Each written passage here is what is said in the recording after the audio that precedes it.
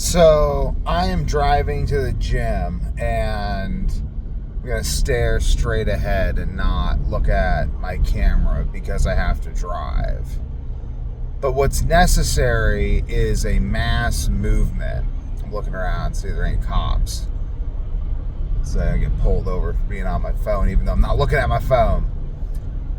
So what's needed is a mass movement. We need a mass movement that fundamentally delinks house life and social life from consuming poisons that make you feel unwell in the form of foods, alcohol, drugs, all this stuff. Because frankly, the vast majority of people would rather consume poisons that make them feel unwell than do healthy things that don't make them feel unwell. But this is simply unsustainable and we're reaching a breaking point. So what is necessary is a mass movement. And I say a mass movement because a mass movement,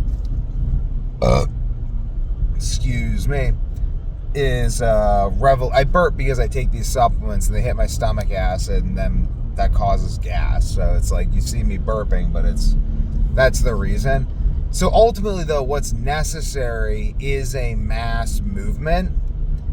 And because a mass movement is necessary, just looking at my phone to see the time, how long this is going on for. Because a mass movement is, I guess this will probably be a long and not a short. Because a mass movement is necessary,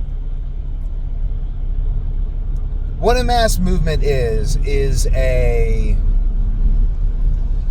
changing of behaviors. It's basically like a cult. Like, you know how a cult requires that everyone change their behavior and kind of like live like in a culty way. You change your speech, everything, and it kind of reorganizes. Like you reorganize your whole life into this cult, and now your behavior is cult-like. Like veganism is a mass movement of sorts, because like that's how CrossFit was a mass movement of sorts. Gym culture is a mass movement of sorts. Gym culture has movies behind it. But again, these are gym culture, CrossFit. These are actually subsets of the mass movement that is necessary. Gym culture is useful and necessary, but it's not sufficient.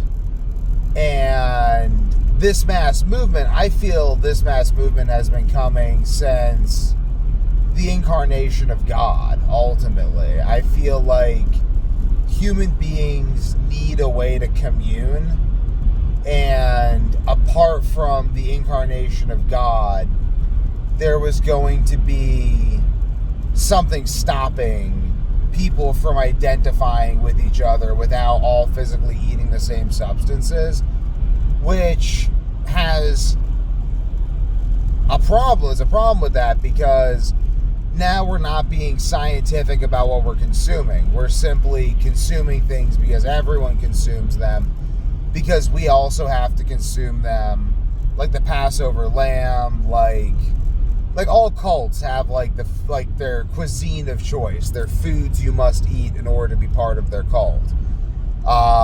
Polite society has, like if you go to polite society, like as someone who goes to polite society often, refusing food, like just being like, yeah, I'm not going to eat literally anything you're serving me because I don't trust that it was prepared without soy. Like even the steak, like I'm sure that you did your best, but like I'm just not going to eat it because the last time a 5-star hotel promised me that the steak was fine, it wasn't fine. So it's like this is this thing in polite society where people will like, oh, we're all going to order out together. Ooh, I'm going to have this catered. Ooh, and it's like almost like there's this ritual element of like, we're all going to put our trust in someone to prepare our food for us. And as someone with severe autoimmune issues, like it's very interesting to me because I'm like, there's this ritual element to it that has a religious connotation. And not participating in that means exclusion from polite society to a large degree. Excuse me, COVID was this weird mass movement in sort of the opposite direction. Like, we're all going to wear masks now in order to keep each other healthy, because polite society is oriented away from health towards this communion of food.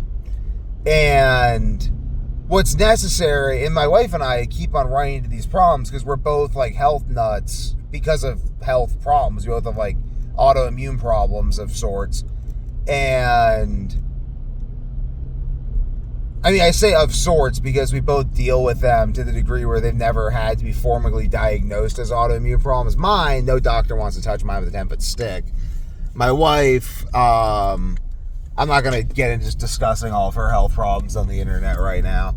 I'm sure we'll do a podcast and talk about those later. But now that I'm at the gym, basically there's this exclusion from polite society that happens with autoimmunity, with not consuming the food that everyone else consumes, because that's sort of like what people get together to do. And when you're not doing that, and like it's even like, oh, we're gonna like all stay up late, we're all gonna like, it's very much just oriented away from health. And if you're health oriented, it's difficult to involve yourself in the activities of others because they're oriented so much away from health. Even hikers, like, oh, we're all gonna get beers now.